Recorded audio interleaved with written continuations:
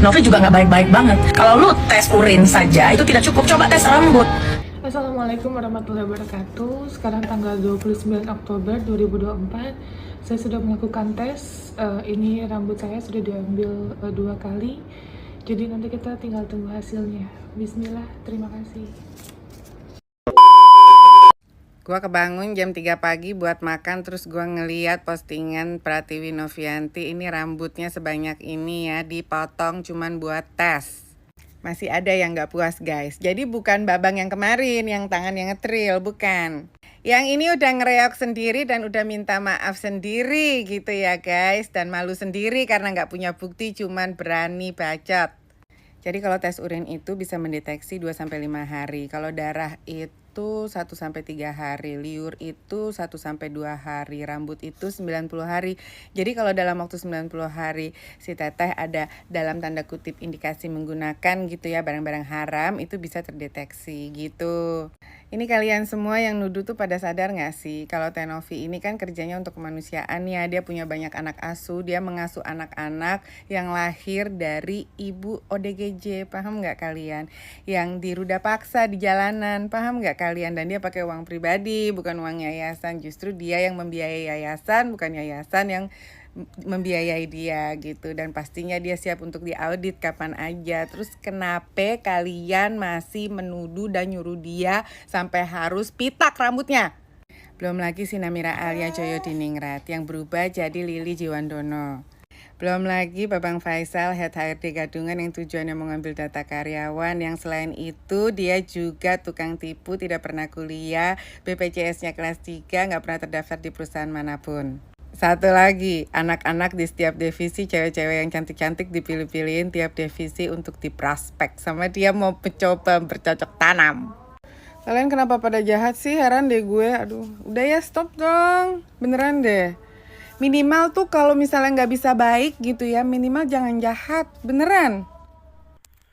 Zanzabela lagi-lagi bersuara terkait polemik dana donasi yang melibatkan Pratiwi Novianti dan Agus Salim.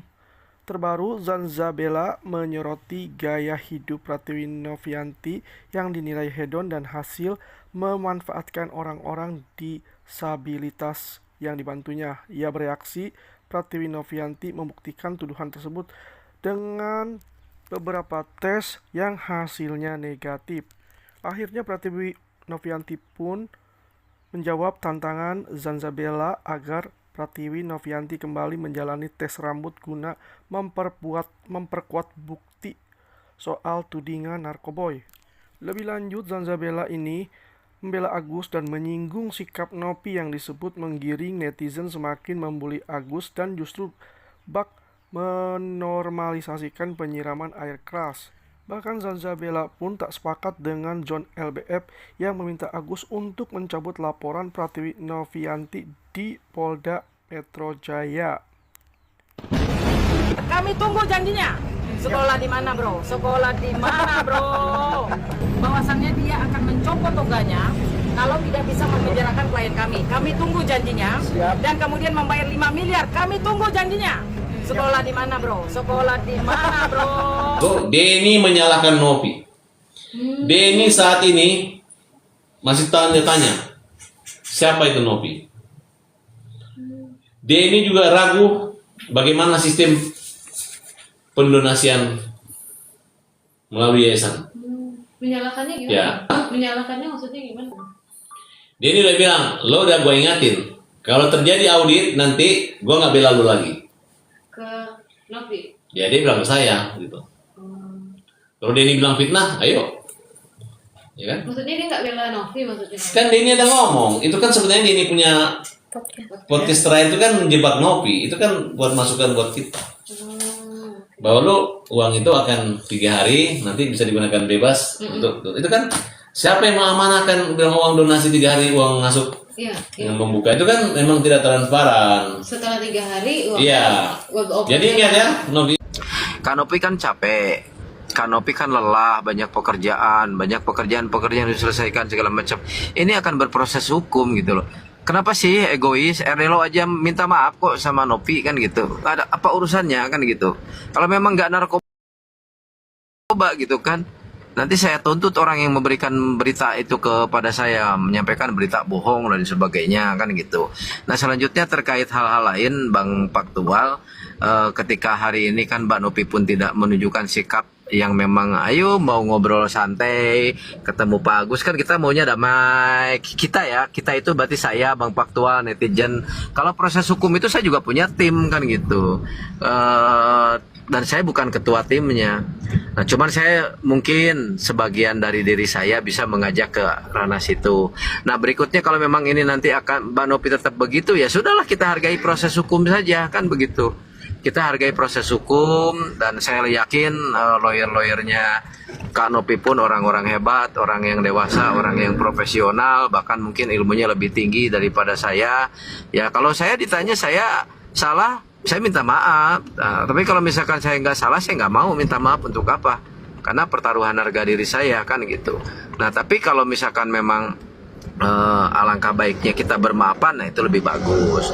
Begitu Bang Faktual, silakan dilanjutkan. Terima kasih. Meskipun Mbak Novi turun, mudah-mudahan di bawah mendengarkan. Takutnya nanti kan kalau saya tidak karena saya ada di sini tidak menanggapi, disangkanya Erdelau diam, tidak mendengarkan. Saya mendengarkan kok apa yang sahabat bicarakan, saya mendengarkan. Karena apapun yang sahabat sampaikan di sini, itu juga nilai-nilai kebaikan yang harus saya dengarkan. Kan ini bukan ruangan persidangan, kan gitu. Jadi ngapain harus takut? Berdiskusi, berargumentasi, mendengar, mempertimbangkan segala sesuatu, itulah bagian dari kita sebagai makhluk sosial untuk saling mengerti pendapat masing. Biar nggak terlalu kelihatan, mungkin ambilnya sedikit-sedikit, 1 titik, beberapa titik gitu ya.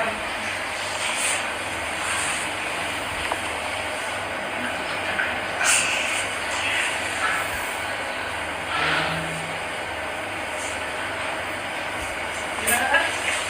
Izin ya Kak.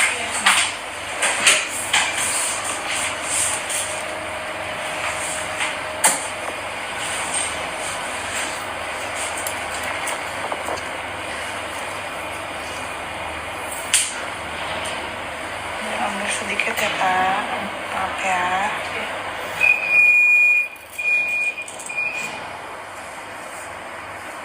Lihat video ini, sumpah gue sedih banget. Kayak segininya ya Teh Novi buat buktiin bahwa dia tuh bukan pengguna narkoboy gitu loh. Dia mau bantah tuduhan dari lawyer-lawyer sebelah sama tuduhan dari si Zanzabela itu ya.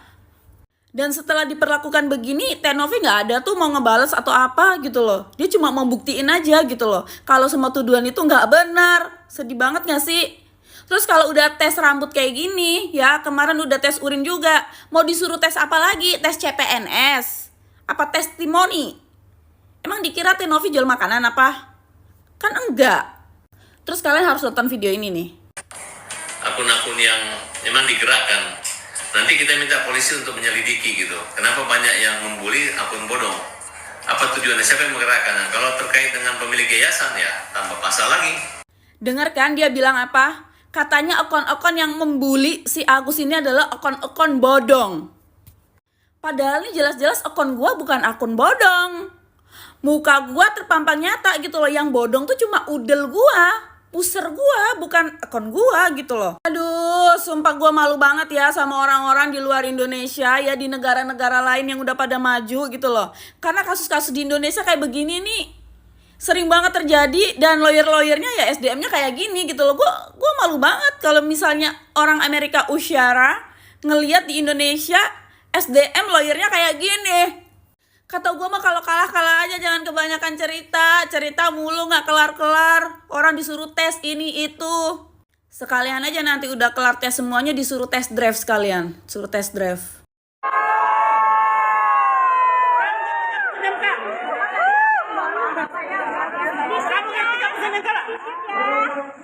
Kamu ngerti? Ngerti gak? Makanya kalau misalnya nggak ngerti, jangan ngomong. Ngerti gak? Jangan bikin orang tuh emosi. Kurang ajar lo. Jangan berisik Bapak. Ada persidangan, Pak, persidangan.